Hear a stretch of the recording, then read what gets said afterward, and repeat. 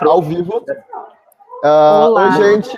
Toda quarta-feira, às 13 do Brasil, eu recebo pessoas queridas para conversar sobre algum tema que está sendo protagonista na semana. Essa semana, a gente está aqui em 4, conversando eu, a Letícia Posa, o Vinícius e o Pedro, e a gente vai conversar sobre algoritmos, sobre viés cognitivos, sobre essas bias que a gente tem escutado tanto recentemente, sobre filtros bolha. Para a gente começar, queria que vocês dessem oi para todo mundo e falassem um pouquinho qual a conexão de vocês com o tema. Eu primeiro? Então, meu nome é Letícia, eu sou cientista de dados líder da Capra, Data Science, e eu vim contar um pouquinho sobre o que a gente está desenvolvendo e como foi a participação na mesa. Participei de uma mesa independente, a gente vai falar um pouco sobre isso, sobre algoritmos, e estou muito feliz de estar aqui de novo. Eba, Letícia faz parte do time da casa, a gente vai estar aqui toda semana. Vai, Pedro. Pedro Rocha. Pulou, Vinícius, ok. Bom, eu trabalho com a parte técnica já há um bom tempo, né? Mas eu sempre curti muito pegar a questão social, como que as tecnologias realmente impactam e são impactadas, né, pelo uso que as pessoas dão. E nessa questão de inteligência artificial, eu curto muito ver justamente esses detalhes de como que a gente tem que trabalhar a forma de ensinar a máquina e como a gente aprender até a mudar um pouco nossos hábitos em função disso. E eu tenho me dedicado muito à parte especificamente de como tentar levar isso para automação de serviço público, coisas assim que eu acho bem bacana, né? De como a gente trazer isso para o nosso cotidiano. Muito bom. Legal. Bom, gente, sou Vinícius. Eu já há alguns anos eu venho trabalhando a linha de desenvolvimento de soluções tecnológicas focadas no ser humano, né? Soluções focadas em qualidade de vida, bem-estar para o ser humano. Sou especialista em inteligência artificial, tenho pesquisas publicadas em cima de desenvolvimento ético e benéfico de inteligência artificial. Tenho trabalhado muito na implantação de soluções de inteligência artificial para negócios e tenho uma grande preocupação não só com a questão do desenvolvimento ético, benéfico, mas também com o impacto social, conforme o Pedro falou, né, que esses níveis ímpares de automação vão gerar. Bom, é isso aí. Demais, tá com esse grupo reunido aqui. O Vini, inclusive, tá a caminho, tá em trânsito para participar da apresentação do projeto do reporte sobre inovação, a partir dos aprendizados do South by Southwest, que a Van e a Lu comentaram aqui uma semana atrás, eu acho, sim. Então, super legal descobrir que essa rede está toda conectada de alguma forma. O Pedro também, a gente já se cruza em diferentes assuntos e projetos e contextos, em chats há um tempo. Oi, Pedro. Só não se cruza ao vivo, né? É verdade. Não se viu pessoalmente. Estamos nesse universo remoto há um tempo. E eu acho que para a gente começar, para a gente entrar nesse tema, enfim, que todo mundo... a gente está conversando essa semana, porque há algumas semanas a gente vem consumindo muita informação sobre esse caso que não é novo, né? Esse episódio envolvendo o Facebook e a Cambridge Analytica, que aconteceu em 2014, que teve uma série de pequenas tomadas de decisão entre os envolvidos que geraram impactos não só dentro de um contexto tecnológico, mas num contexto político, social, global, né? Então, acho que para a gente, antes de entrar no motivo pelo qual esse assunto veio à tona, eu acho que vale a gente explicar para quem está acompanhando com a gente o que é, se alguém pode falar um pouquinho sobre o que é um algoritmo e o que é a base desse assunto que a gente vai falar por aqui hoje. Eu vou? Quem vai? Vou eu? Eu começo e vocês compartilham. Vamos lá. Então, esse processo, na verdade, esse caso, ele não é de hoje, ele é um caso mais antigo. de quando existiam determinadas políticas dentro do Facebook que permitiam que não só aplicativos esses que a gente está acostumado a usar e baixar, que te diz qual que é o teu match de signo, ou diz qual é a tua personalidade, ou enfim, qualquer outra coisa dessas, né?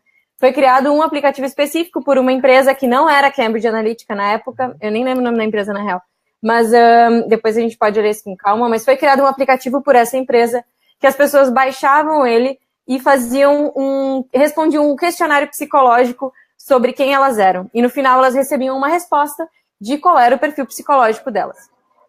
Não só existiam uma quantidade de informações, e foram cerca de 200 mil pessoas que baixaram esse aplicativo e responderam, e não só essas informações foram captadas, como eles conseguiram, através de uma política que na época estava vigente ainda, captar diversos amigos de primeira linha, que são amigos diretos dessas 200 mil pessoas, e captar informações delas do perfil do Facebook, likes e páginas e coisas que elas curtiam.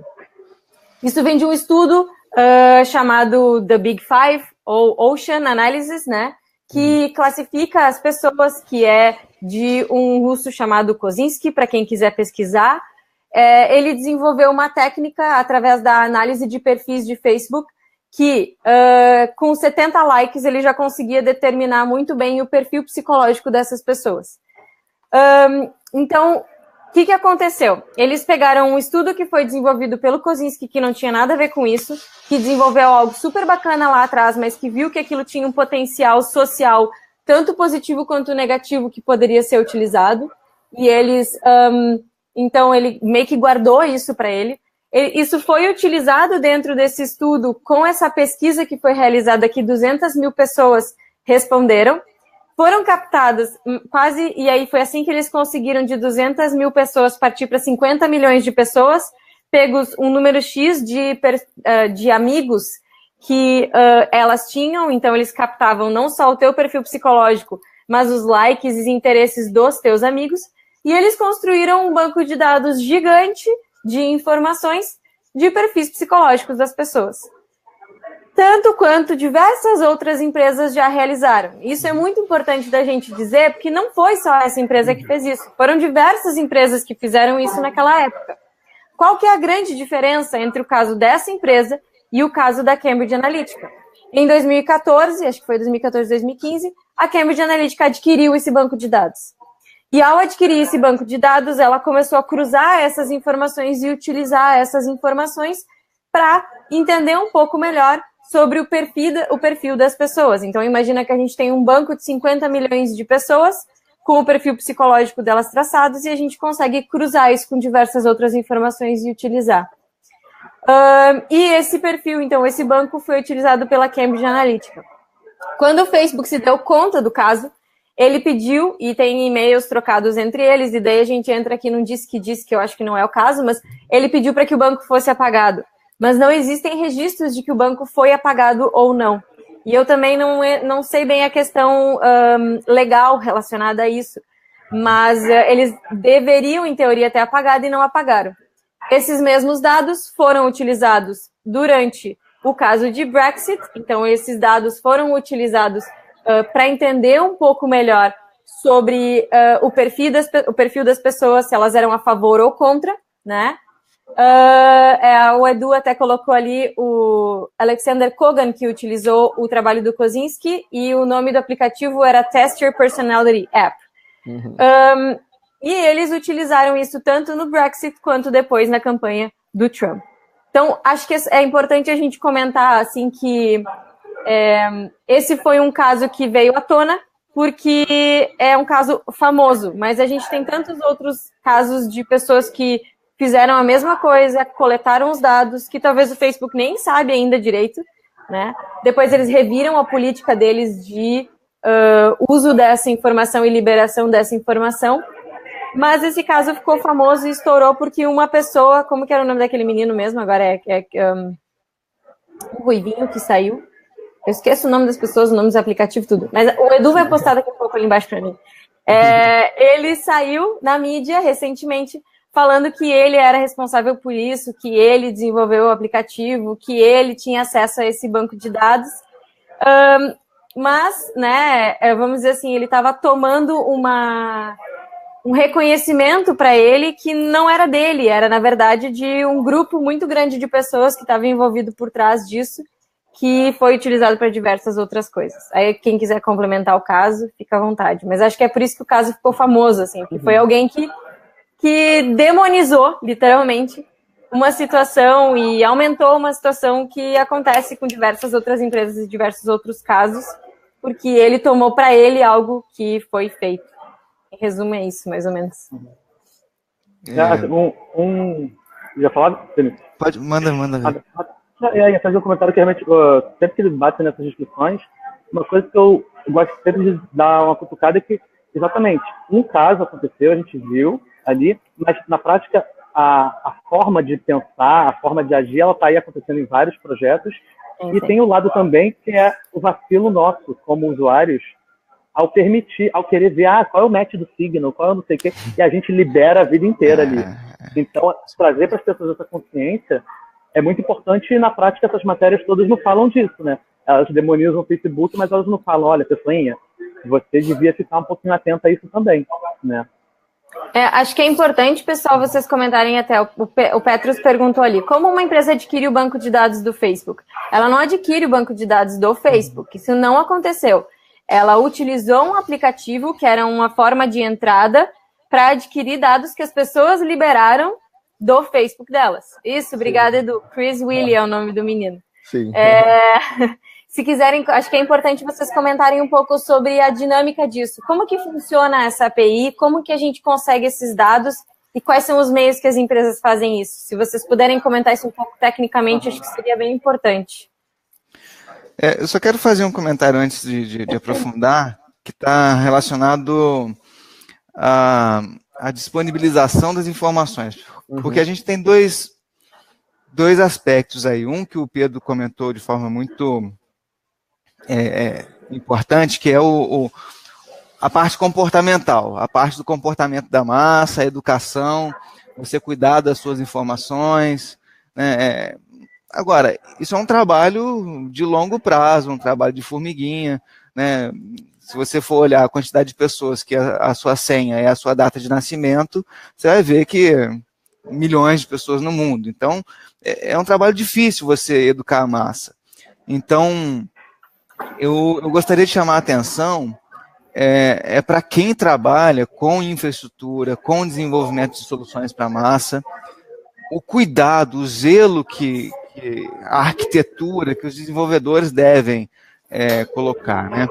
O Dr. Roman Yampolsky, que é um grande pesquisador em desenvolvimento de inteligência artificial segura, ele coloca que um dos maiores riscos de você gerar uma inteligência artificial maléfica é você justamente expor uma inteligência artificial a uma quantidade infinita de dados pessoais, que é o que está acontecendo. O que aconteceu no caso da Cambridge Analytica e muitos outros, como a Letícia falou, que a gente nem tem conhecimento, né? O que tem acontecido é isso. Então, o Mark Zuckerberg, né, nessa última entrevista dele, ele falou assim, olha, né, a gente estava pensando só no lado positivo, a gente não se atentou, né, aos aspectos negativos que isso podia gerar, tal, na empolgação, aquela coisa de empreendedor. Eu não sei se isso é verdade, se isso é mentira, e também nem vem ao caso, né, porque, como diz, né, a merda tá feita, né. Mas o que eu quero dizer é que quando a gente é desenvolvedor, quando a gente está lidando com uma plataforma que vai lidar com a massa, a gente não pode ser inocente desse jeito, né? A gente tem que mensurar riscos, né? Olha a inocência que você imaginar uma plataforma que lida com milhões de usuários, que através de uma API consegue extrair dados pessoais comportamentais das pessoas e dos amigos em primeiro grau. Isso, para mim, é uma falha de segurança, assim, terrível. Então, como a gente está falando de algoritmo, né? Algoritmo é simplesmente uma automação em larguíssima escala, né? Olha o poder que a gente dá para os algoritmos ao acessar uma massa de dados tão grande. Então, o ponto que eu quero chamar a atenção é da responsabilização das empresas de desenvolvimento. Eu postei aqui nos comentários da live o post que o Zuckerberg tinha, entre os vários que ele tinha feito sobre o assunto, né? Ele postou uma timeline dessa tomada de decisão, que já tinha sido resolvido, né? Isso está chegando à massa hoje, mas os passos que já tinham sido dados ao longo dos últimos anos para que nenhum tipo de falha nesse sentido fosse possível. Inclusive, ele e a Sheryl Sandberg têm publicado várias mudanças do ponto de vista de trazer para a tona ferramentas que já existem no Facebook de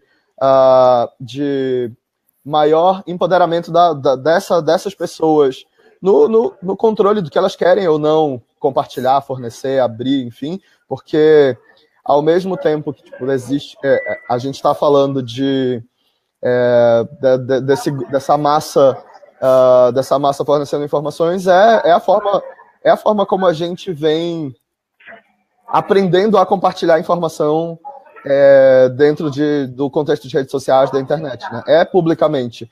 E essas informações, sim, elas são utilizadas de variadas formas, mas agora a gente está começando a colocar uma camada que não é só sobre como que esse dado vai ser utilizado para me oferecer um produto melhor, mas como que essa informação pode ser utilizada para me oferecer, nesse caso nem era um candidato melhor ou mais alinhado comigo, né? Como que eu uso essa informação para manipular a percepção, a percepção do público em relação a algo, seja a uma plataforma de candidatura política, a uma proposta que está vigente. E aí, dentro disso, eu acho que tem um contexto que é maior do que somente o desenvolvimento no sentido de como que a gente está plugando soluções nessa API, mas existe uma questão maior que eu queria saber a opinião de vocês sobre justamente esse ensinamento.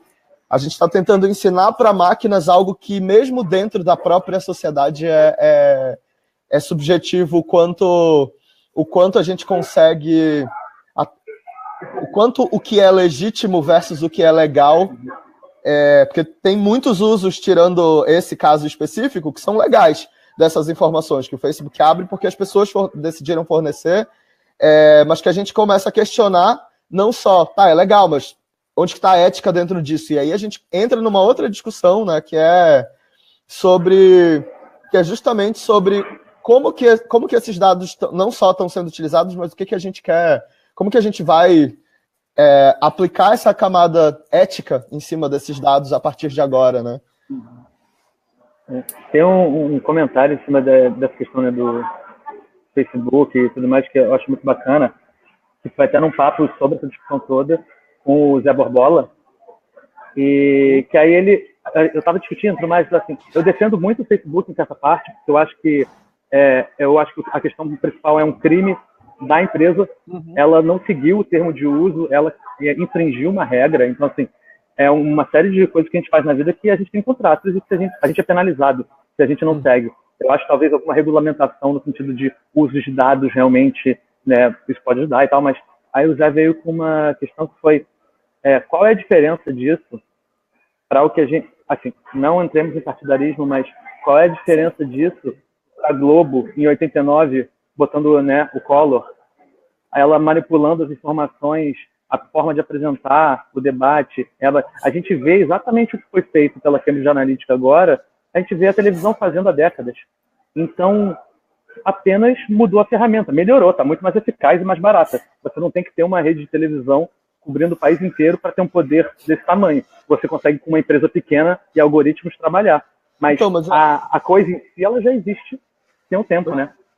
Eu acho excelente esse ponto. A minha curiosidade em relação o próprio impeachment do Collor e como a Globo anos depois assumiu, né, a forma como esse assunto inteiro tinha sido coberto, justamente por ter essa influência. Existe um impacto na forma como a sociedade vai perceber esse assunto como um todo, mas a gente estava num contexto onde somente o broadcast existe. Hoje, mesmo dentro desse universo midiático da televisão, esses canais, a própria Globo, enfim, compartilha de um ecossistema onde ela convive com outras empresas e dialoga com outros canais, com outras mídias, com outras plataformas, com as pessoas. E ainda assim, mesmo com esses diferentes contextos, a gente está falando desse contexto ter se tornado mais complexo, mas ao mesmo tempo a gente está dentro de um espaço que, em tese, deveria ser de diversidade de opiniões, né? A internet nasceu como esse espaço onde a gente conseguia ter muitos para muitos falando.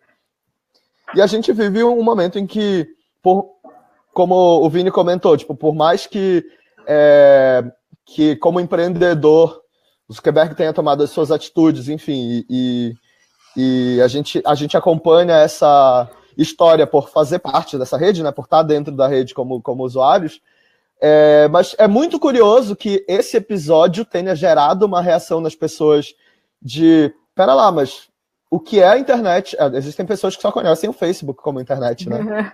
Pessoas que, pera lá, onde que eu consumo? Se os meus amigos saírem do Facebook, onde que eu vou encontrar essas pessoas? Onde que eu consumo informação além do Facebook? E aí perceber que o que você consome de informação também não é o que o mundo está te oferecendo, mas é o que essa bolha que você mesmo treinou, né? O Capra comenta bastante o quanto, se você zera o algoritmo, tipo, essa curadoria do que o algoritmo está te mostrando, está mostrando para alguém entra com um perfil novo, é pouquíssimo tempo que essa pessoa vai estar recebendo de novo o conteúdo da mesma bolha, porque ela vai treinar em poucas horas esse algoritmo para entregar a mesma coisa, né? Então, quanto a gente, mesmo dentro desse cenário que deveria ser de diversidade de opiniões, de empresas, de plataformas, a gente está alimentando essas bolhas que, em tese, a gente está dizendo que a gente quer fugir agora, né? Eu acho que tem uma questão bem importante relacionada a isso, que para mim ela cruza os dois elementos, tanto a questão Cambridge Analytica, quanto a questão bolha, quanto qualquer outra, assim. Nós somos seres enviesados, ponto. Todos nós temos viés. Todos nós temos determinadas crenças, todos nós temos determinados conteúdos que nós gostamos mais de consumir, todos nós temos medos, todos nós temos dificuldades de aceitação do alheio e daquilo que está além da nossa compreensão naquele momento e naquele contexto. Então, tudo aquilo que é diferente da gente, a gente tem uma tendência a olhar de uma forma diferente. Tudo aquilo que a gente não está acostumado, a gente tem dificuldade para se acostumar e, inclusive, é preconceituoso no primeiro momento. E a gente tende a circular com pessoas e com opiniões que são similares às nossas. Da mesma forma como nós funcionamos dessa forma, a gente também existem sistemas de comunicação e sistemas políticos que existem na sociedade que quase funcionam como um status quo. A minha crença, tá, e o que eu acredito em relação tanto ao caso de Cambridge Analytica quanto ao caso das bolhas, é que a gente está replicando as mesmas formas de agir, as mesmas formas de pensar, e de outras formas. Então, assim, sim, hoje a gente tem acesso a diversas informações sobre as pessoas e a gente utiliza isso para manipular a informação. Mas antes eram feitas pesquisas em loco, pesquisas maiores, que tinham uma determinada quantidade de informações, que eram para alguns tipos de públicos, que também manipulavam a informação para entregar isso para a massa. Antes, a gente não tinha acesso às nossas bolhas dentro do Facebook, mas a gente fazia isso com o nosso grupo de amigos. Então, assim, todos esses elementos estão vindo à tona agora, porque a gente consegue analisar essas informações e enxergar elas. A diferença, para mim, do caso Collor para o caso Cambridge Analytica, digamos assim, é que a gente hoje consegue olhar para eles e dizer, puta, será que isso é verdade? Num tempo muito mais curto de tempo, né? Num tempo muito mais reduzido, eu olhei e disse assim, será que tá certo isso, sabe? Acho que para mim essa é a grande diferença. E óbvio, a gente está falando em escalas e em números muito maiores, mas a lógica é a mesma. Então, é isso que a gente precisa se questionar. Mas aí eu discordo de ti completamente de que a culpa é do... Eu realmente acho que ele não tinha nem ideia do buraco que ele tinha se metido na ideia, quando ele entrou nisso. Eu acho que ele não tinha nem ideia do que era possível fazer. E isso que o Edu falou de que o Facebook deveria guardar suas informações, para mim é uma lógica nossa de pensar que, assim como o Facebook deve guardar suas informações, o governo deve guardar as informações da população. E aí isso limita o poder a determinadas pessoas que antes tinham como manipular a informação de um jeito e hoje também tem como manipular a informação de um jeito. Assim como a Cambridge Analytica usa, todo mundo poderia estar utilizando. Então, para mim, a gente sempre vai ficar entre esses dois pontos, sabe? E a gente só está replicando determinados comportamentos que a gente já tem e formas de pensar que a gente já tem. E pensar em guardar essa informação, para mim, não é pensar na lógica da abundância, sabe? E eu acho que o Facebook foi muito Para mim, o Zuck, ele foi total, tipo, lógica da abundância. Não, vamos liberar, todo mundo tem que ter, então, sabe? Eu vou trazer um exemplo. Eu tô com vocês, né, nessa argumentação do... Eu sou muito mais open source do que proprietário, mas deixa eu só tentar com outros exemplos mostrar qual que é a minha preocupação. Ontem eu tive notícia de uma plataforma que chama Grindr, que vendia os dados de usuário para outras empresas. Nesses dados de usuário constava, inclusive, se o usuário era HIV positivo. Exato. Eu não tenho a menor ideia de por que o Grindr pergunta isso, em que contexto que ele pergunta isso, mas se o usuário fornece essa informação para o Grindr, é porque em algum momento ele achou que ao fornecer essa informação, ele teria alguma coisa em troca que seria útil para ele. Então, o que tem acontecido é que as pessoas têm oferecido informações para o Facebook sobre a sua individualidade, sobre a sua privacidade, sem consciência disso. E não adianta a gente falar de educação, porque a capacidade de manipulação, né, que você consegue exercer sobre as pessoas, a partir do momento que você consegue traçar o perfil psicológico individual, então você naturalmente consegue chegar num ponto de manipular pessoas para te fornecerem informações que elas não ofereceriam em condições normais de temperatura e pressão, e aí você fala que a partir de agora, não, eu tenho essa informação é pública.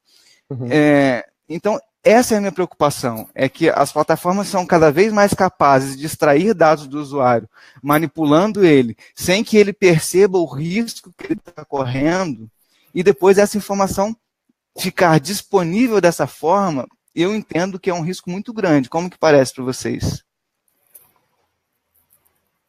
Eu posso só comentar, eu compartilhei um link da história que o Vini trouxe agora.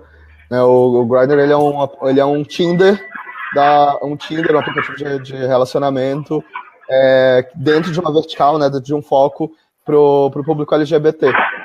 E num cadastro onde as pessoas informam nome, botam foto, nome, idade, uma das perguntas é status de ser soro positivo ou não, e o cadastro dessa rede traz a informação de que, como todas as redes, que esses dados não serão compartilhados, enfim, e houve esse vazamento que o The Guardian fez uma cobertura muito legal comentando que, sim, esses dados estavam sendo oferecidos para parceiros como venda, e de fato é uma quebra completa da confiança desse público que se relaciona com essa rede, que entende que ela, como plataforma, estava tentando viabilizar algo bom para essa comunidade e que, na verdade, algo se perdeu no meio desse caminho, né? Um comentário nisso que, pelo que eu li ali, ele tinha compartilhado com 2 empresas, só que uma delas, na verdade, é uma empresa de otimização, é um serviço online de otimização da experiência de uso no app. É, na verdade, uma ferramenta do app para monitorar como as pessoas usam, para aprender e ajudar a melhorar o aplicativo. Realmente está errado da mesma forma, porque você compartilhou dados com terceiros e personalizou, né, o negócio. Dava para identificar realmente as pessoas. Isso é errado. E aí que eu acho que cai um pouco nessas coisas que eu tinha comentado antes, que talvez a gente tenha que passar a pensar um pouco em regras, por exemplo, ISO sei lá o quê, segurança de dados. Aplicativo que tenha mais do que tantos usuários tem que passar por uma checagem de segurança, né, independente, para provar que ele está guardando os dados das pessoas de forma correta. Pensar em alguma coisa assim. A gente não pode ter volta e meia tem discussões até em alguns grupos que a gente participa de inteligência artificial e tudo mais, que as pessoas têm uma certa aversão à regulamentação, que elas falam que isso impede a inovação, né? O problema é que nessa questão de dados e de inteligência artificial, o potencial prejuízo, o potencial dano da gente deixar a merda acontecer para depois falar, aí vamos ver, que a lei normalmente é assim, né? Primeiro acontece, depois a gente faz a lei para evitar que aconteça de novo. Mas nesses casos, o potencial é muito devastador. A gente pode realmente... Estavam falando, por exemplo, dessa questão do Grindr, que tem países onde matam a pessoa que é gay, por exemplo, ela é morta. Então, cara, alguém pode fazer uma página ali listando todo mundo que estava no Grindr e sei lá onde. E o pessoal vai matando todo mundo. Então, assim, olha o absurdo que pode acontecer por a gente... foi um erro técnico do pessoal do Grindr. Cara, não interessa o que foi, mas realmente é um ponto muito sério para a gente deixar foi um bug do sistema. Não pode, tem que ter alguma checagem de segurança, alguma avaliação disso, né? Acho que assim, complementando isso, eu concordo, Vini, eu entendo o teu ponto, e até respondendo uma pergunta que a Jamila comentou ali, Alex, mas se ele não sabia, não significa que ele não tenha que ser responsável por isso hoje. Eu concordo plenamente, eu só estou dizendo assim, eu acho que foi inocência mesmo, assim, no sentido de quero disponibilizar a informação e nem sabia que era possível fazer isso tudo da forma que foi feita. Porque a gente começou a entender realmente o uso dessas informações e a importância delas depois. E aí vem um ponto que o Edu comentou ali, é que a importância dos dados serem anonimizados. É importante os dados serem anonimizados, ou seja, toda vez que e isso é importante a gente explicar. Toda vez que a gente compartilha uma informação, por exemplo, pega informação de banco, pega informação de algum outro local, a gente tira o CPF e o nome e todas as formas da gente identificar quem aquela pessoa é. A gente pega o conteúdo dessa informação. Mas é importante entender que dentro do conteúdo existe uma coisa chamada padrão de comportamento, normalmente que pode ser identificado. Então, mesmo sem tu ter o ID daquela pessoa, a partir do momento em que tu consegue entender o padrão daquela pessoa, tu consegue replicar ele para qualquer outro tipo de padrão e identificar outras pessoas. Então, esse caso do Grindr específico, se tu identifica o comportamento das pessoas e a probabilidade de uma pessoa ser HIV positivo ou negativo, tu consegue replicar isso para qualquer outra base de dados, se tu tiver as mesmas informações daquela mesma forma. Então, assim, o que está acontecendo e começando a acontecer agora, e aí eu concordo com alguns tipos de políticas que devem existir relacionadas à segurança da informação, existe agora uma lei que está entrando bem pesado na Europa sobre disponibilização da informação, que não podem ser mais disponibilizadas informações relacionadas à raça, etnia, orientação sexual, questões de saúde, porque isso pode ser utilizado de uma outra forma, né? Porque até uma das coisas que o Edu colocou ali beleza, o Facebook, ele sempre falou que ele venderia os dados, porque ele é uma plataforma de mídia, né? Mas o quanto isso, vender hoje os nossos dados, não significa também expor algumas outras coisas que não são só para mídia, são para como o quanto vai custar o nosso seguro, o quanto vai custar o nosso... o quanto a gente vai pagar pela nossa saúde, o quanto as pessoas vão escolher a gente ou não para um emprego, dependendo daquilo que a gente faz. Então, quando essas questões começam a entrar em voga, aí sim eu concordo, e eu acho que a gente tem que ter uma política muito pesada em cima de quais os tipos de informações que estão sendo divulgadas. E mais do que isso, uma transparência para o usuário do que ele está liberando, né? Porque, assim, acho que essa que é a grande questão. Hoje não existem poucas formas da gente entender realmente o que está sendo liberado ou não, e como está sendo liberado ou não. Eu tenho algumas em plataformas que liberam lá e a gente tem como acessar o nosso histórico de dados. Então, o Google hoje tem uma forma de enxergar isso, a gente consegue entrar lá e ver todas as informações que o Google tem da gente, isso é bem importante, né? O Facebook agora está entrando com isso pesado também, tá? E aí eu acho que nós, ficando cada vez mais claro para a gente o que está sendo liberado, a gente começa a entender melhor como isso pode afetar ou não a nossa vida, né? Mas sim, isso nada impede de tu hoje, para entrar em um aplicativo, ele te obrigar a liberar determinadas informações que tu não está disposto a liberar, né? Então, a gente tem que começar a discutir essas questões éticas e morais em relação à informação. E só para complementar, juntando o que você está falando, com o que o Eduardo Santos está falando ali nos comentários, assim, a gente não está falando de uma coisa ou a outra. Não dá para a gente confiar só num sistema auditado. E não dá para a gente esperar que todo mundo se comporte de forma segura, protegendo seus dados. Então, a gente tem que investir nas duas frentes. Agora, o trabalho de educação de massa é um trabalho que demora mais para acontecer. Sem dúvida. Então, a gente tem que começar naturalmente para que ele aconteça no médio e longo prazo. Agora, de imediato, enfatizar o desenvolvimento responsável, né? Quem lida com Big Data, quem lida com Data Science, quem lida com dados de rede social, tem que ter um nível de responsabilização, né? Critérios, né? Regulamentação, se for o caso, mais pesados. Sim. Enquanto vocês estavam comentando, eu compartilhei aqui nos links a Lei de Segurança da Informação que entra em vigor na Europa agora em maio, que a Letícia comentou, que é a General Data Protection Regulation, que está tentando compreender esse contexto que sim, é novo, né? Como a Letícia comentou, a gente está vivendo os anos em que a gente está colhendo as reações desses primeiros anos, né? Desse cenário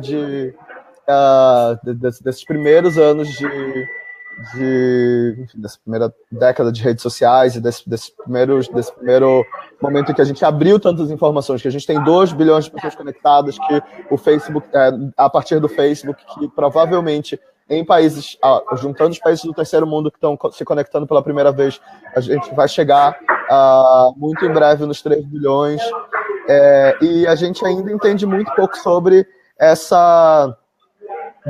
dos dois lados, como o Vini comentou, né, do lado dos usuários, sobre o que estão fazendo com os nossos dados, ou por que eu estou oferecendo, o que acontece com uma informação quando eu a compartilho dentro de uma rede como essas. Aí veio na minha cabeça aquele episódio do show da Chelsea na Netflix, que quando ela foi começar o show dela na Netflix, ela foi para a Netflix entender como funciona o algoritmo da Netflix para te oferecer um conteúdo que é algo que você gosta mais, e ela fez umas provocações, apesar do show dela ser na própria plataforma, de comentar, então quer dizer que se eu só consumo se eu consumo muito desse tipo de porcaria, por exemplo, né, de conteúdo, ao invés de dizer, toma mais isso aqui que é legal também, você vai me oferecer mais desse mesmo tipo de conteúdo, né?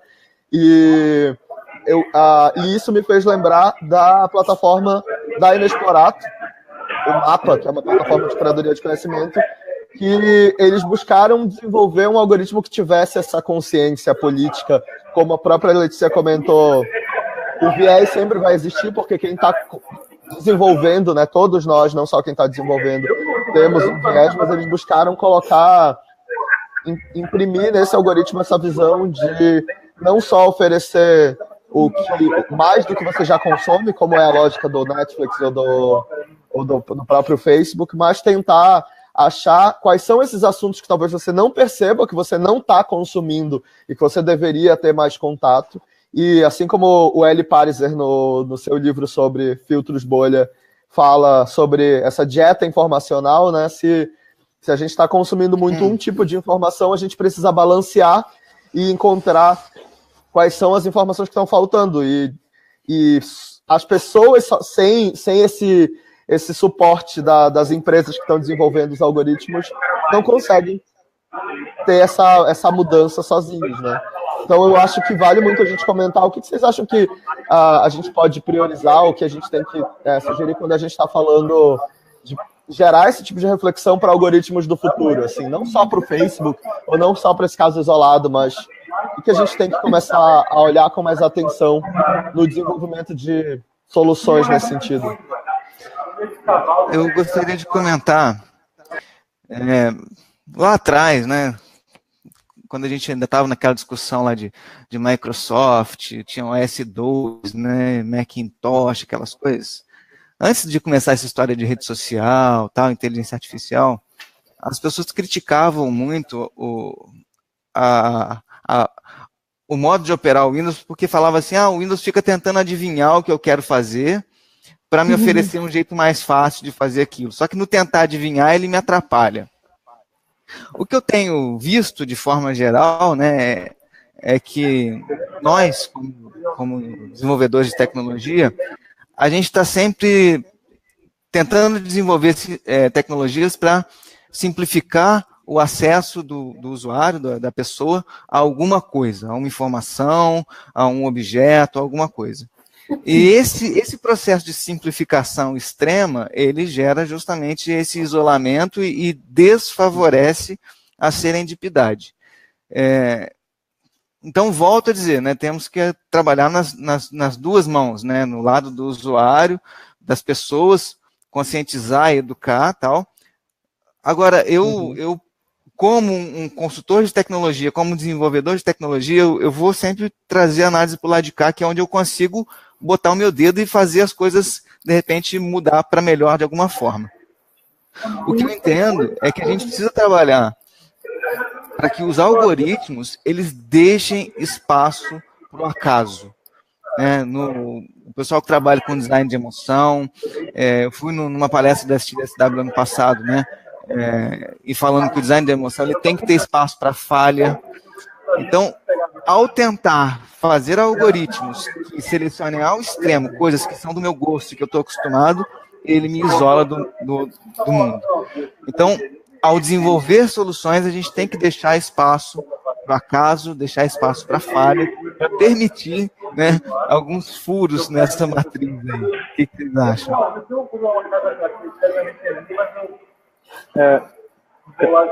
Achei que você falar. Eu acho que isso daí é um ponto que é importante e, assim, a gente está num cenário onde a gente não tem certo ou errado, a gente não sabe. É tudo opinião, né? A gente está testando. Então, só que, especificamente, como eu falei ali da questão, não é questão de ser alarmista, assim, eu também, né, gosto de ressaltar sempre coisas potencialmente boas, mas o espaço para o acaso, a gente às vezes entra em umas conversas que tem vários eventos aí nos estudos do Google, da IBM, tudo mais, que eles perceberam que a inteligência artificial que estava sendo criada, ela começou a fazer algo esquisito. E aí, de repente, os pesquisadores viram que ela estava, na verdade, sendo mais eficiente do que... ela criou uma forma mais eficiente do que os humanos achavam que era a forma mais eficiente. Então, lá na frente, as pessoas viram que, caramba, aquilo fazia sentido, mas a gente não previu e tal. Então, a máquina ela não pensa como um ser humano exatamente. E a gente deixando muito espaço para o acaso, de certa forma, é complicado falar isso, que aí fica tudo alarmista. A gente tem aquele espaço para a questão mais simples, né? Qual é a solução para a fome no mundo? Se a inteligência artificial achar que é reduzir a população do mundo e ela tiver como matar um monte de gente, ela fez, sabe? Então, a gente tem que conduzir as coisas aos poucos, dando espaço. A gente tem que estar sempre... Uma coisa também que é muito importante, a gente entender o que a inteligência artificial está fazendo. Porque tem muita discussão hoje em dia justamente disso, que tem áreas da política, da gestão pública, que você não pode aplicar a inteligência artificial, o pessoal está reclamando, porque você tem que ser capaz de dizer quais foram os critérios que a inteligência artificial utilizou para tomar uma decisão. E aí na Europa mesmo essa discussão está muito forte, né? De que, cara, não é isso, o algoritmo me disse. Não, por que ele disse? Aí tem a área de estudo da inteligência artificial para fazer o registro, o log de como eu tomei essa decisão. Eu acho que são caminhos legais de serem tomados, mas que a gente realmente tem que estar sempre olhando o porém, olhando mas e se isso der errado, como é que vai? Mas concordo com o início, sim, de que a gente tem que deixar um pouco de espaço para a gente ver algo que a gente não previu. Afinal de contas, a gente pode estar fazendo um monte de coisa errada e a máquina vai mostrar para a gente de forma eficiente. Só para botar mais pimenta nesse tempero, Pedro, a gente está chegando num ponto que os mecanismos de tomada de decisão, né, usando Deep Learning ou outras técnicas que o valham, né, com análise através de camadas, probabilidades, é impossível você dizer por que uma inteligência artificial tomou uma determinada decisão. Quando você abre um algoritmo e observa as saídas de cada camada, e você, como ser humano, não consegue olhar para uma inteligência artificial e falar assim, não, ela decidiu que isso aqui era um coelho porque tinha rabo, porque tinha um olho preto ou vermelho, sei lá. Não, a gente não consegue. Então, isso não é palavra minha, tá? Inclusive, eu sou um grande seguidor do Dr. Roman Yampolsky, é difícil falar o nome dele. Mas o ponto é assim, é muito mais a gente decidir que decisões que a gente vai delegar para a inteligência artificial do que a gente querer controlar como a inteligência artificial pensa. Porque controlar como ela pensa e entender como ela decidiu, a gente não vai conseguir. Eu acho que é bem importante a gente falar um pouquinho sobre isso, exatamente porque as pessoas às vezes não entendem essa lógica, né? Então vamos lá, existem algumas formas de aprendizado, né? Eu acho que é importante a gente falar sobre essas formas de aprendizado. Existe o aprendizado em que eu digo para ela, tem essa sequência, eu tenho esse monte de dado aqui e eu quero que tu encontre um padrão nesse monte de dado que eu tenho aqui. Eu não estou enxergando um padrão, eu quero que tu me ajude a identificar se existe um padrão e me dar uma saída a partir disso. E aí ela vai lá, busca a forma dela de encontrar isso através de diversas técnicas, e aí existem técnicas, e lá no final ela te diz, o padrão que eu encontrei foi esse aqui. A próxima resposta a partir disso provavelmente vai ser essa. Existe uma outra forma que eu quero que tu aprenda exatamente isso aqui, então eu estou te dando esses parâmetros, essas informações aqui, para que tu me use essa resposta aqui. E aí o que a gente está fazendo é aumentando ainda mais o viés, porque a gente está dizendo para ela que aquilo por exemplo, que uma mulher tem cabelo comprido. Então toda vez que tu vê alguém de cabelo comprido, tu vai me dizer que é uma mulher. Isso é um viés e é extremamente direcionado, né? E existe ainda uma outra forma que eu tenho aqui um banco de dados enorme de fotos de coelho. E lá no final eu quero que tu me diga aprenda que isso aqui é um coelho. Então, tu sempre vai aprender que todas essas fotos que eu tenho aqui são coelhos, com rabo, sem rabo, com orelha comprida, sem orelha comprida. Como ele vai aprender aquilo, a gente não sabe. Mas a gente sabe que no final ele vai retornar um coelho. Mas existe uma coisa bem importante de a gente não discutir a métrica de sucesso. Que é tanto que determina, por exemplo, o que faz com que uma empresa, dentro de um algoritmo, te entregue mais o conteúdo que tu quer, ou não. Porque o que acontece relacionado a essa questão de conteúdos que nós queremos receber, né? Eu tô lá entregando um monte de vídeo, um monte de filme dentro do Netflix, tá? Então esse é o algoritmo que eu vou ter lá. E eu quero que as pessoas consumam mais. Essa é a métrica de sucesso do Netflix. Então ele vai dizer para a máquina, aprende qual é a melhor configuração de entrega que tu vai dar para essas pessoas para que elas fiquem mais tempo dentro da plataforma. Porque quanto mais tempo elas ficarem dentro da plataforma, melhor para mim. Certo. Só que quando ela começa a entregar coisas diferentes para essas pessoas, elas não clicam mais, elas saem da plataforma. E quando ele entrega algo que aquela pessoa consome, aquela pessoa fica mais tempo dentro da plataforma. Então, ao mesmo tempo em que a gente tem o reforço positivo, né? Então, ao mesmo tempo em que eu posso entregar conteúdos que são diferentes para aquelas pessoas, eu tenho um melhor retorno da minha métrica de sucesso, né? A partir de entregar as mesmas coisas para ela. Então, a decisão de uma empresa que mede, por exemplo, quantidade de... a métrica de sucesso do Netflix é tempo que as pessoas passam dentro da plataforma e não diversidade de conteúdo dessas pessoas, né? Existe uma grande diferença entre uma coisa e outra. Eu sempre vou optar por entregar a mesma coisa para ela. Então, essa é que é a questão, sabe? O Facebook é a mesma coisa. Eu quero que as pessoas passem mais tempo na plataforma. Se eu começar a entregar conteúdos diferentes para ela, ela não vai consumir, porque isso é um comportamento humano. Então, eu opto por entregar o mesmo conteúdo para ela. É um reforço para a máquina através de uma métrica de sucesso atrelada a isso.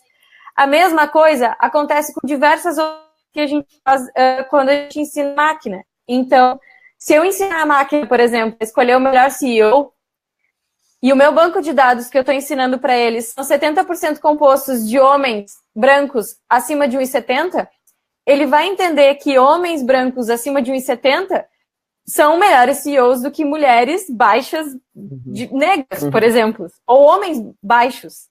Então, nós estamos ensinando isso para a máquina através de uma métrica de sucesso que a gente determina. E aí isso é muito importante a gente entender, porque se a gente disser para uma máquina, eu preciso fechar, eu preciso saber, a minha decisão é, eu quero deixar a minha empresa aberta ou fechar a minha empresa. E eu quero, daqui 5 anos, ter a maior quantidade de dinheiro. Essa é a minha métrica de sucesso, maior faturamento. Ela vai olhar a situação atual e dizer, fecha a empresa. Aí tu vai dizer, mas eu vou ter que demitir todas as pessoas, vender tudo que tem aqui dentro. Mas a tua métrica de sucesso não era ter um maior faturamento? Então a máquina não vai saber olhar e dizer assim, não, mas quem sabe então não demite as pessoas porque as pessoas são muito legais. A máquina não toma esse tipo de decisão.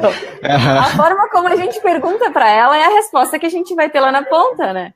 E esse é o porquê que a gente precisa começar a entender, que é muito difícil para as pessoas entenderem. Então, provavelmente, isso que foi pedido para a máquina que ninguém entendeu me dá a melhor forma de fazer isso, com a maior eficiência. E aí ela foi lá e ficou testando e rodando 1 milhão de simulações até encontrar a melhor forma. E a melhor forma que ela previu não era a melhor forma que foi identificada lá no início, né? Então, todas essas questões estão todas atreladas a isso. O que nós estamos mensurando e como nós estamos mensurando isso. Isso tudo vem de um viés humano, não de um viés da máquina, sabe? Total. E assim, esse já é complicado. Só um comentário para fechar. E se isso tudo já é complicado, usando técnicas de aprendizagem supervisionada, que é onde você conhece o histórico, você conhece os critérios, né? Já é complicado. Quando a gente trabalha com técnicas de aprendizagem sem supervisão, onde a máquina aprende sozinha, criando critérios próprios, aí fica ainda mais difícil de entender que decisões que ela vai tomar. E pior, não tem decisão certa e errada. Aí a gente começa a entrar nessas situações que a gente tem uma decisão aqui e depois de 1 ano, 2 anos, 3 anos depois, a gente vai ver assim, nossa, aquilo não podia ter sido feito de forma alguma lá atrás. Por isso que é tão complexo. Um comentário em cima desses dois, né, que eles colocaram, que sempre gosto de ficar falando, que, especialmente aqui no Brasil, eu acho que a gente tem uma questão muito forte, que talvez a Letícia concorde ou discorde, mas eu acho que vai estar mais concordar que todo mundo pode concordar e discordar, né? E, assim, o Brasil, a gente tem uma cultura muito fraca de coleta de dados, uma cultura fraca de pesquisa. Então, a gente aqui no Brasil, a gente quer falar de inteligência artificial, só que a gente está mal lá nas etapas anteriores. E que justamente essa questão que o Vinícius colocou, né, dos critérios, e que tudo que uma inteligência artificial vai fazer é baseado naqueles critérios que foram ditos para ela avaliar. Né? E se a gente não disser que um critério é importante, ela vai ignorar, naturalmente. Né? Só que isso daí é a mesma coisa que as pesquisas, que todo mundo, todas as empresas tomam decisões baseadas em pesquisas que, putz, eu esqueci de considerar aquela variável, aquela pergunta eu esqueci de fazer, enviesa o negócio. Então, assim, se a gente não souber coletar dados, fazer as perguntas corretas e tiver uma ampla oferta de fontes de dados diferentes, enfim, para a gente poder questionar, comparar os resultados, a gente vai ter esses problemas mesmo. Só que aí, por outro lado, olha como é que tudo a gente está girando em torno do não é certo ou errado, né? Que, por um lado, a gente está dizendo então que os critérios que a gente define podem ser errados e enviesar. Se é assim, o que o Vinícius estava colocando, que é um perigo, e que é um perigo mesmo, também se torna um potencial, que é o quê? Talvez a inteligência artificial, ao a gente não dizer para ela os parâmetros que ela deve considerar, talvez ela nos traga alguns que são interessantes. Só que isso vai depender das fontes de dados que a gente utilizar, se elas não forem totalmente enviesadas, como geralmente são. Mas é um monte de si, né? Mas é interessante que a gente... Eu acho que a maior parte... um monte de si, aí todo mundo responde si. Mas... eu acho que uma das coisas mais importantes para a gente trabalhar é justamente a questão de educação. As pessoas entenderem que tudo isso tem os dois lados, né? A gente tem que aprender a cuidar dos nossos dados, a gente aprender a realmente avaliar essas situações. Sensacional. Gustavo, em cima do... Adorei a Letícia apontando para mim, que eu tô em cima do videozinho. Em cima do que vocês estavam comentando, de cara, eu lembrei de um princípio que foi desenvolvido por um designer chamado Raymond Loewy, que ele resumiu num acrônimo que chama MAIA, que é um acrônimo para Most Advanced Yet Acceptable, para a gente começar a compreender essa lógica do que a Letícia comentou, que tudo bem, hoje as pessoas passam mais tempo dentro da plataforma se elas consomem mais desse mesmo conteúdo. Mas como que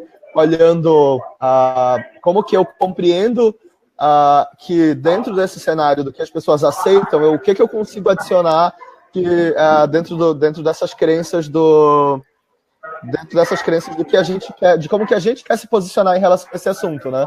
Porque da mesma forma, até tentando traçar um paralelo com o universo de marcas, quando a gente percebe, putz, uma marca que decide trazer um texto para a sua comunicação que não está dentro do que as pessoas costumam consumir, que vai gerar polêmica, que vai gerar esse certo impacto, mas que essa marca entende que, ao mesmo tempo, ela tem que se posicionar de alguma forma sobre esse contexto que ela acredita que faz mais sentido, que está mais alinhado ao espírito do tempo do que o que a população vinha consumindo até então, né? Então, como que a gente... o Maia, esse princípio de Most Acceptable Yet Approach, é sobre... Então, encontra qual é o caminho empático para você começar a oferecer um pouco dessa mensagem a ponto da população começar a dialogar sobre esse contexto, né? E aí isso vai desde do lado de posicionamento dessa empresa, dessa plataforma, dessa marca, ser sobre se posicionar em relação ao que está acontecendo no mundo, né? E como o Pedro comentou também, da população ter esse espaço, compreender que essa relação de plataformas com pessoas, ou de marcas com pessoas, ou de empresas com pessoas, também é uma relação que está educando essa população de alguma forma, né? Seja a consumir mais ou menos de um determinado tipo de informação. E além dessa visão do Maia, que era um pouco comentando o que vocês tinham falado nessa rodada, queria comentar também, compartilhar o que a Gabriela Guerra da ThoughtWorks sempre traz. Ela trouxe nas aulas do Fractal, mas ela tem um artigo que eu vou compartilhar aqui nos nossos comentários sobre esse contexto, do quanto a gente também não pode ver a tecnologia nem só como positiva, nem só como negativa, e muito menos como neutra de, não, mas a gente vai desenvolver essa solução e o que as pessoas estão fazendo com ela, tá, mas aí eu não tinha como saber porque eu desenvolvi essa tecnologia como neutra, né? Pelo contrário, a Gabi tem essa reflexão de como toda tecnologia que está sendo desenvolvida, ela vai ser ambígua, né? Ela vai poder ser utilizada para os dois extremos. E é importante a gente compreender o impacto disso, né? Acho que é uma questão bem importante para a gente entender que existem curvas de aprendizado dentro de determinados temas. E a temática algoritmos e inteligência artificial, ela saiu do teórico, porque antes ela era muito no imaginário teórico, e hoje ela está na mão dos makers, que é pessoas que estão fazendo isso. E essas pessoas, ao fazer isso, elas estão errando muito. Então, muito do que a gente tem hoje que está sendo produzido, está sendo feito por quem realmente está lá, codificando isso, está lá, imputando os dados, está lá, fazendo com que a máquina aprenda. Então, por isso, a gente ainda tem muito conteúdo técnico sobre isso, que as pessoas comuns, né, nada a ver com comum, mas não do campo, ainda não conseguem compreender. Mas por ser uma coisa tão digital e tão presente na nossa vida, tá todo mundo começando a abrir o olho para isso e querer entender um pouco mais, né? Então, como a gente faz com que as pessoas saiam do superficial e entendam o suficiente para que elas consigam se apropriar disso e saibam que elas também são responsáveis por alimentar a informação desses algoritmos, né? E para determinar os parâmetros desses algoritmos. A responsabilidade não é só do maker, a responsabilidade também é de quem está imputando e gerando dado, que hoje é a população, né? Então, como a gente faz isso acontecer, para mim, é o grande dilema que nós estamos vivendo agora. É fazer as pessoas notarem que isso é aquele assunto que não pode ser aquele assunto que sai da tua bolha, ele tem que estar presente na tua bolha, porque, na verdade, é tu quem está construindo ele. Isso é difícil de fazer, e é isso que tu falou, assim, é o aceitável, mas extremamente importante, assim. Sim. E compartilhei aqui pro nosso grupo, e vale depois a gente dar uma olhada nos comentários, pode a live ver se tem alguma coisa que a gente tem mais alguma referência para compartilhar. Mas compartilhei por aqui também nos comentários, tanto o texto da Gabriela, quanto a plataforma da Inexplanato que eu comentei, né, de curadoria de conhecimento, que é o MAPA, e o resultado do projeto da mesa de cadeira que aconteceu há pouco. Foram 6 dias discutindo ética e bias, né, dentro de algoritmos. E foi essa mesa sobre algoritmos e bias. Tá. Se puder, Gustavo, por gentileza, colocar o link do iNews aí, Tem uma seção no iNews só de ética e inteligência artificial, bastante coisa publicada lá. Tem um artigo meu que saiu na revista do Prodenge, né, com base científica, e tem artigos gerais mundo afora. Bastante legal útil dentro desse tema. Vou compartilhar por aqui também, e aí convidar todo mundo que está acompanhando também para acompanhar todo esse grupo que está por aqui, o Vini Soares, o Pedro Rocha, a Letícia Poza, nos seus canais, porque a ideia é justamente, se a gente quer transformar a forma como a gente encara essa bolha, a gente precisa estar consumindo informações mais de fontes mais diversas, e as pessoas que estão compartilhando essas informações estão quem estão nos alimentando dessas informações, né? Então, quanto mais diferentes visões e mais protagonistas de diferentes áreas estão no nosso newsfeed, melhor do que a gente sair dele e ter um viés ainda mais fechado de mundo, né? Em cima só do que está acontecendo aqui no meu bairro e no mundo como um todo.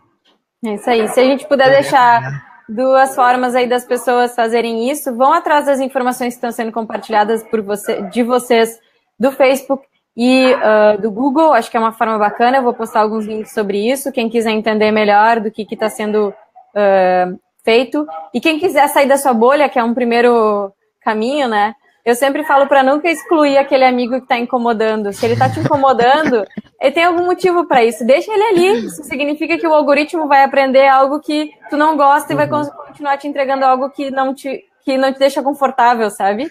Tem pessoas que me incomodam profundamente, mas eu deixo elas ali para o algoritmo aprender que eu preciso daquilo, sabe? Dá um like só para confundir, sabe? É isso aí. Muito bom. Legal. Muito bom. Vocês têm mais alguma referência ou dica para compartilhar com todo mundo?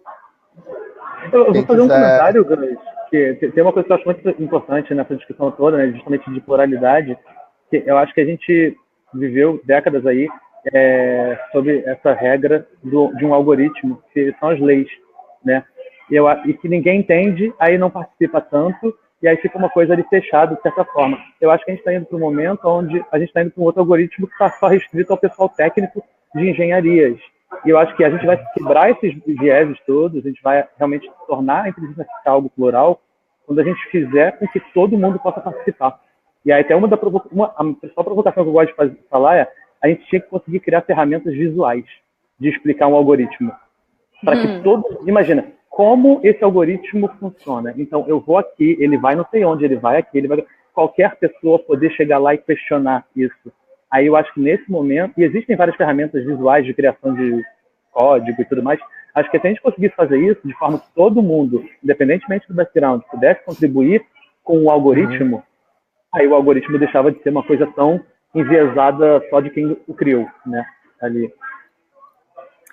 Eu fiz um framezinho simples de como algoritmos aprendem. Ele está em inglês só, esse é o problema, porque foi para a mesa, mas eu posso compartilhar aqui. Mas ele é mais descritivo ainda do que visual, porque visualmente ainda é difícil explicar um algoritmo. Sim. Mas eu compartilho aqui, Gusti, a gente coloca em imagem, que eu acho que vai ficar bacana.